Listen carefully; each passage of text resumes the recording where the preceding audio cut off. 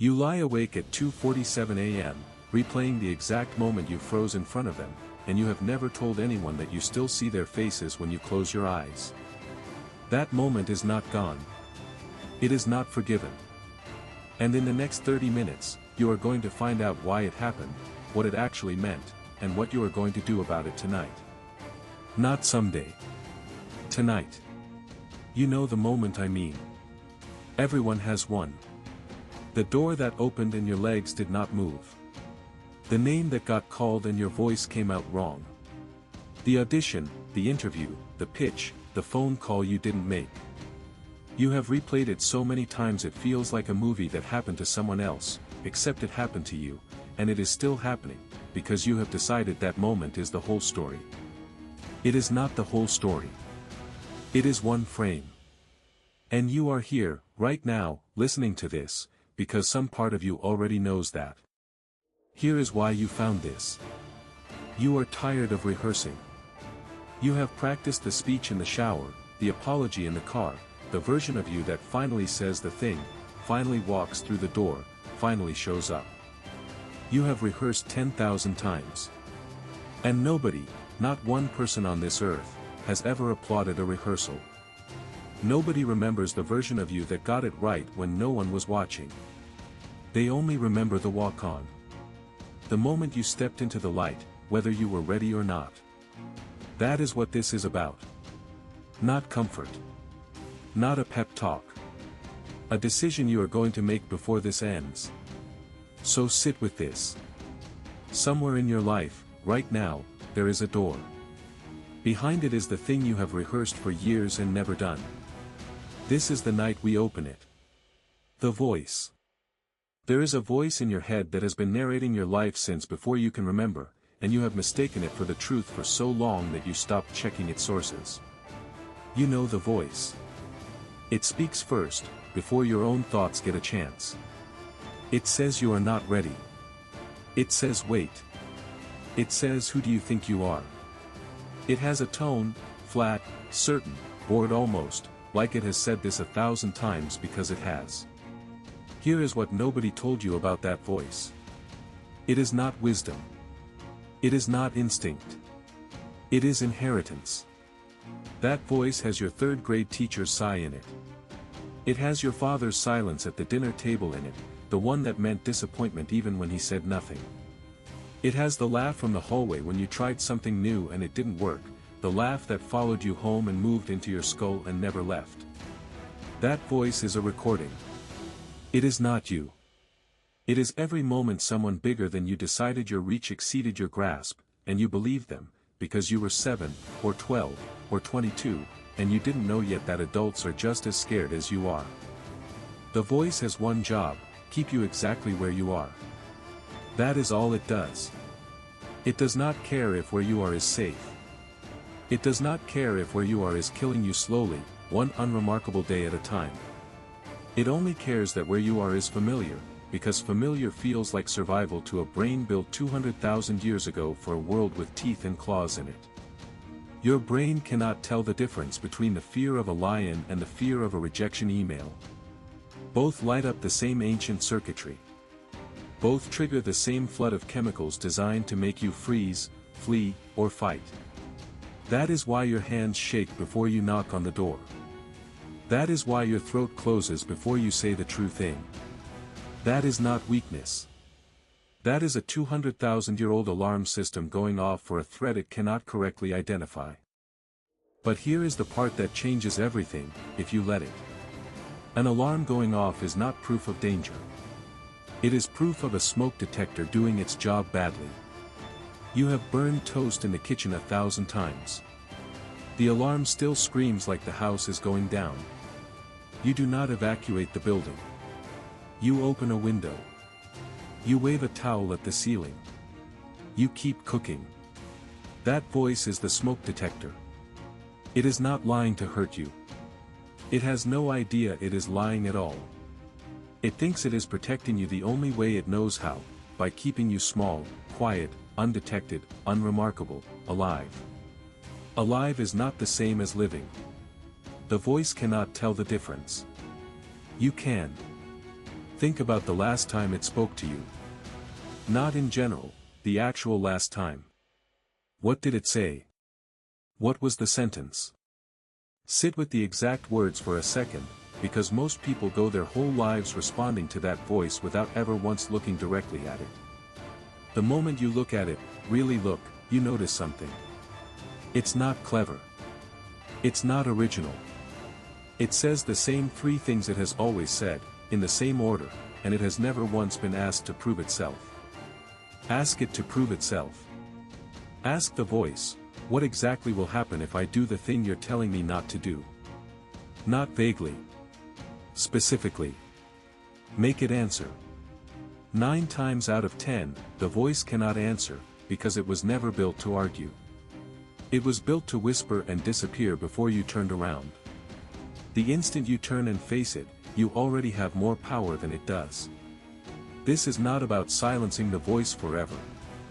You will not silence it. It will speak again tomorrow, and the day after, because it is old and stubborn and it thinks it's helping. The goal was never silence. The goal is recognition. The moment you can say, out loud if you have to, that is the recording, not the truth, you have already done the hardest part. You have separated yourself from it. You are no longer the voice. You are the one listening to the voice, and that is a very different, much more powerful place to stand. Because here is the thing that recording never counted on. You grew up. It didn't. It is still running the same tape from 20 years ago, and you are not that person anymore. You have survived things that person never had to. You have knowledge that person never had. The voice is out of date. It has not updated its file on you in a decade, maybe longer. It is judging today's version of you using yesterday's evidence, and that is not wisdom. That is just an old file nobody deleted. Delete it tonight. Not by arguing with it forever. By acting anyway, while it talks. Let it talk. Walk while it talks. That is the only response it cannot survive. The lie. Fear told you it was protecting you. That was the lie. Let's take it apart. Fear is not a message from the universe telling you to stop. Fear is a chemical event. Adrenaline. Cortisol. A spike in heart rate, a tightening in the chest, a narrowing of vision that made sense when the threat was a predator in tall grass and makes no sense at all when the threat is a phone call you're afraid to make. Here's what almost nobody tells you. The physical sensation of fear and the physical sensation of excitement are nearly identical. Same racing heart. Same shallow breath. Same electric current running through your limbs. The only difference is the label your brain slaps onto it in a half second after it starts. Call it fear, and your body prepares to run. Call it excitement, and your body prepares to leap. Same fuel. Different direction. You have more control over that label than you have ever been told. Athletes who perform under pressure aren't the ones who eliminated the shaking hands and the pounding chest. They're the ones who stopped calling it panic and started calling it readiness. The stage fright never goes away for most performers who've been doing it for 30 years. What changes is what they call it. They walk out shaking and call it alive. You've been calling it broken. Now go deeper, because fear alone doesn't explain why you've stood at that door for years without opening it. The real engine underneath is doubt, and doubt is even sneakier than fear, because doubt doesn't feel like an alarm. It feels like honesty. It feels like you being realistic, being humble, being smart enough to know your limits. That is doubt's disguise, and it is a very good one. Doubt says, who are you to think you deserve this? Doubt says, better people than you have tried and failed. Doubt says, you're protecting yourself from embarrassment, and embarrassment is the worst thing that can happen to a person. Is it? Is embarrassment actually the worst thing that can happen to you? Or is the worst thing quietly becoming a person who never tried, who reached 60 or 70 years old carrying a version of themselves they never let anyone meet? Doubt is not evidence. Doubt is a feeling, and feelings are data, not verdicts. You can feel doubt and act anyway. People do it constantly. The soldier who is terrified and still moves forward. The mother who has no idea what she's doing and still shows up every single day. The story we tell about courage is wrong. Courage was never the absence of fear. It was fear, present and loud, with someone walking straight through the middle of it anyway. Here's the biological truth under all of it: your nervous system cannot tell the difference between a real threat and an imagined one. When you rehearse failure in your mind, and you have, thousands of times, in vivid detail, your body responds as if it already happened. You have suffered the humiliation of that rejection 1,000 times in your imagination and 0 times in reality. You have paid the emotional cost in advance, over and over, for an event that hasn't occurred and might never occur. That is the actual tragedy hiding inside fear. Not the failure. The imagined failure, paid for on installment, every single night, for years. And here's what the lie never tells you: the version of the event you rehearse in your head is always worse than the version that actually happens. Always. Because your imagination has no mercy and no context. It shows you the worst frame frozen forever. Reality moves. Reality has other people in it who are thinking about their own fear, not yours. Reality has a next moment, and a moment after that, where things shift, soften, resolve. Your imagination never shows you the recovery. It only shows you the fall. Think about the last time you were sure something would be a disaster and it wasn't. Not perfect, nothing is perfect, but survivable, even good in places you didn't expect. That gap, between what you feared and what actually happened, is not an accident. That gap is the pattern. It happens almost every time, to almost everyone, and you already have the evidence in your own life if you're willing to look for it instead of only counting the times it went badly. The lie says the shaking hands mean stop. The truth is the shaking hands mean this matters. Nobody's hands shake before something meaningless. Nobody loses sleep over a decision with no weight. The very fact that this terrifies you is proof it is worth doing. Fear is not a stop sign. Fear is a signpost, and it is pointing directly at the thing you need to walk toward. The ones who made it. You think the people who made it were never standing where you're standing. You are wrong, and the record is clear if you look at it honestly. Picture a woman backstage, 20 minutes before she has to speak to a room of people who could end her career with one bad reaction. Her hands are wet. Her notes are shaking in her fingers so badly she can't read her own handwriting. She has thrown up twice in the last hour. Nobody in that audience will ever know this. They will only see her walk out, steady, and speak like she was born to it. That gap, between the person shaking in the wings and the person standing in the light, is not a magic trick. It is a choice made in the final 10 feet before the stage. Every single person who has ever done something remarkable has walked those same 10 feet, terrified, and kept walking anyway. Think of the ones who failed first, publicly, before anyone knew their name. The ones who were told no by people whose job was supposedly to know talent when they saw it. The ones who were laughed out of rooms, turned down by the very people who would later claim they always believed in them. That part of the story gets edited out by the time it reaches you, because failure doesn't fit the highlight reel. But it happened. It happened to almost everyone whose name you actually know. The myth is that they were chosen. The truth is that they kept walking back into rooms that had already said no to them, over and over, until the no ran out. Think about the ones who did it with their whole body shaking on camera, in front of millions, and only found out afterward that the shaking never showed. The lens doesn't see what you feel. It sees what you do. That is one of the most important things anyone will ever tell you: the audience cannot see your fear. They can only see your feet. If your feet move, you are brave, full stop, no matter what is happening inside your chest. Bravery was never a feeling you were supposed to wait for. It was always just the feet moving while the feeling screamed. Think about the ones who bombed first. Not struggled, bombed. Stood in front of a crowd that went completely silent, or worse, unkind. walked off stage in a silence so total they could hear their own heartbeat. And came back the next week. And the week after that. Not because they stopped being afraid.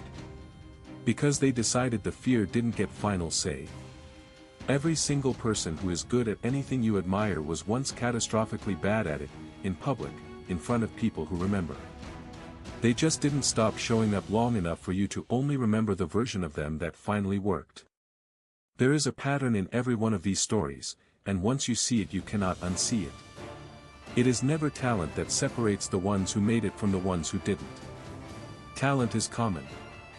Rooms are full of talented people who never opened the door. What separates them is a willingness to be bad in public before they were good in private. Rehearsal never made anyone ready. Only the walk-on did that. You do not become a speaker by practicing alone in a room for 10 years. You become a speaker by standing in front of people before you are ready, failing at it, and standing there again next week. This is the part that should make you angry in the good way, the useful way. You have been waiting for a feeling of readiness that has never once, in the history of anyone doing anything hard, arrived on schedule. Nobody felt ready. Not the ones you admire, not the ones you've never heard of who quietly built the life you want. Readiness is not a prerequisite for walking on stage. Walking on stage is how readiness gets built. You have the order backwards, and that single reversal is the reason you're still standing at the door. Look at your own life for a second, honestly. There is at least one moment where you did the thing scared and it worked out better than you expected. Maybe small. A conversation you didn't want to have. A room you didn't want to walk into. You did it anyway, shaking, and you survived, and something shifted afterward that never would have shifted if you had waited for the fear to leave first. That already happened to you. You are not asking yourself to do something unprecedented. You are asking yourself to do it again, on purpose, at a bigger scale, starting now. Your real story. Now look at your own life the way you've been looking at it, and then let's look at it the right way, because you have the story backwards. You think your struggle is the proof that you're not enough. Every stalled attempt, every year that passed without the thing you wanted, every version of you that froze at the door, you have filed all of it under failure. You have built an entire case against yourself out of your own history, and you have been the only one arguing it, and you have been winning, because nobody was cross-examining you. Let's cross-examine it now. That year you spent circling the idea, terrified to start, you call that wasted time. It wasn't wasted. It was the only reason you understand the problem as deeply as you do now. The people who leapt without thinking often crash without knowing why. You know why things could go wrong. That is not weakness.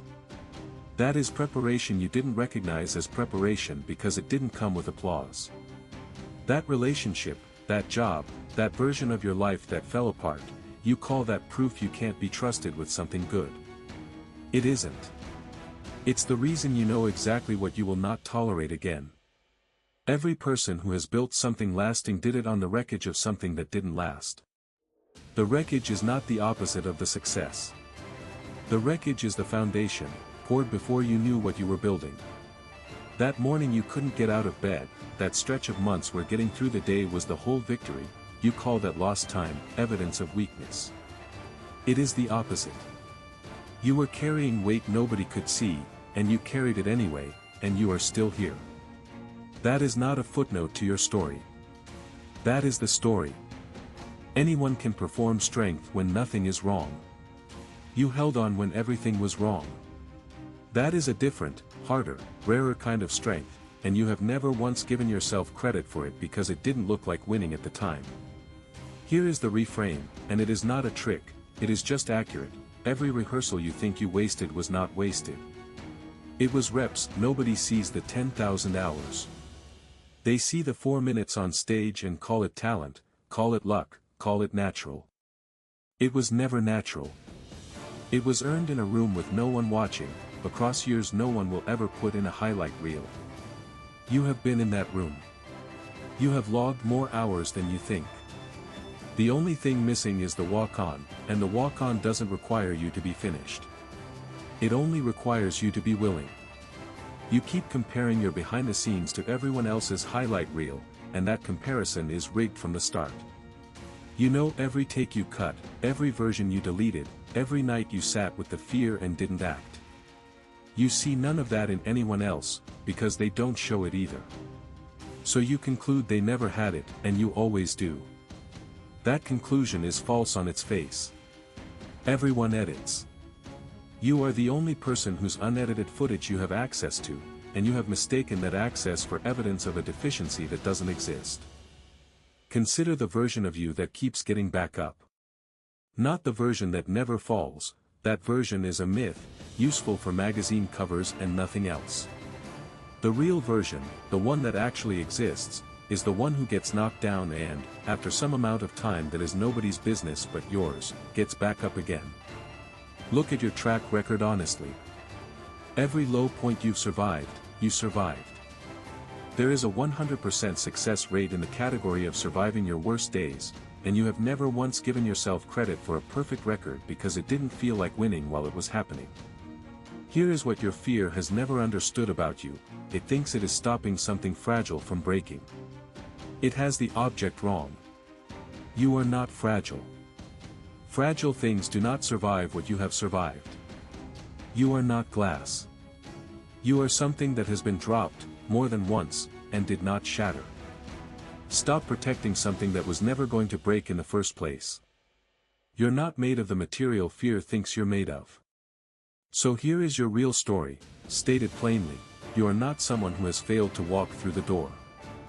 You are someone who has been rehearsing, in private, at great cost, for longer than almost anyone would have the discipline to endure, and the only thing left is the walk-on. That is not a small gap. But it is a gap that has nothing to do with your worth, your talent, or your readiness. It has to do with one decision, made once, and then made again the next day, and the day after. The decision. There is no more evidence to gather. There is no more research, no more rehearsal, no more version of ready that hasn't already arrived and gone unnoticed. This is the chapter where you stop negotiating with yourself. You have negotiated for years. Just one more year of preparing. Just one more course, one more conversation, one more sign from the universe that this is the right time. The universe does not send signs. It sends Tuesdays. It sends ordinary mornings that look exactly like every other morning until you decide, on your own, without permission, that this one is different. Here is the decision, stated as plainly as it can be stated: you are going to do the thing you have rehearsed, and you are going to do it on a specific day, and that day is going to be soon enough that you cannot talk yourself out of it with more preparation. Not someday. Not when things calm down. Not after the next milestone that was always going to be followed by another milestone, forever, because that is what milestones do when you use them as an excuse. Pick the day. Say it out loud, right now, even if no one else hears it. That door you've been standing in front of, name the day you open it. Understand what you are actually choosing between. It is not success versus failure. That is not the real choice, and it never was. The real choice is between the discomfort of trying and the much longer, much heavier discomfort of wondering. You already know which one is worse, because you have been living inside the wondering for years, and it has not gotten lighter with time. It has gotten heavier. Wondering does not fade. It compounds. Every year you don't open the door gets harder to open, not easier, because the story you tell about why you haven't gets longer and more convincing and more load-bearing to your sense of who you are. Trying has an expiration date on the pain. It hurts, it costs something, and then it is over, resolved one way or the other, and you get to build the next thing on solid ground, whatever that ground turns out to be. Wondering has no expiration date. It just sits there, quietly, for the rest of your life if you let it, and it will still be there when you're 70, asking the same question it's asking you tonight. You do not need to feel brave to do this. You need to stop waiting for the feeling and start moving the feet. Bravery was never the prerequisite. It was always the byproduct. You will not feel ready on the day you choose. Nobody ever has. You will feel exactly the way you feel right now, uncertain, a little sick, painfully aware of everything that could go wrong, and you are going to do it anyway, because that is the entire definition of the thing you've been calling courage your whole life without recognizing it in yourself.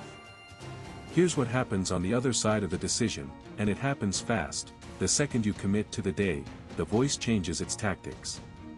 It stops saying don't. It starts saying not yet, not like this, not until you're better prepared. Recognize that shift for what it is. That is the voice losing ground. It has abandoned its strongest position and retreated to a weaker one, and weaker positions are easier to walk through. You do not have to walk through the whole door at once. You have to walk through the next 10 feet. The stage doesn't require you to already be the person who owns the stage. It only requires your feet to cross the same distance everyone else's feet crossed, shaking the same amount theirs did, before anyone in the audience decided they were remarkable. Say the day out loud. Tell someone, if you can, because a decision spoken to another person is harder to quietly abandon than one kept in the dark where only the voice can hear it. Put it somewhere you'll see it. Make it real enough that backing out requires an actual conversation with yourself, not just a quiet, unnoticed fade back into the rehearsal room. And then, on that day, when your hands are shaking and your throat is tight and every part of you is screaming the same old warning it screamed for years, walk anyway. Not because the fear is gone. It won't be. Walk while it's still there. That has always been the only version of this that was ever going to work. Nobody remembers the rehearsal. Nobody applauds the years you spent circling the door. They only remember the moment you walked through it, shaking, imperfect, unfinished, and did it anyway. That moment is available to you. It has been available the entire time.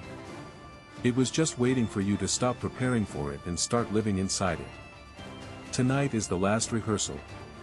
Tomorrow, or whatever day you just named, is the walk-on. If this reached something in you, subscribe. Not for me. For the version of you that's about to walk through that door and needs somewhere to come back to when it's done. Share this with the one person you know who's still standing in their own doorway.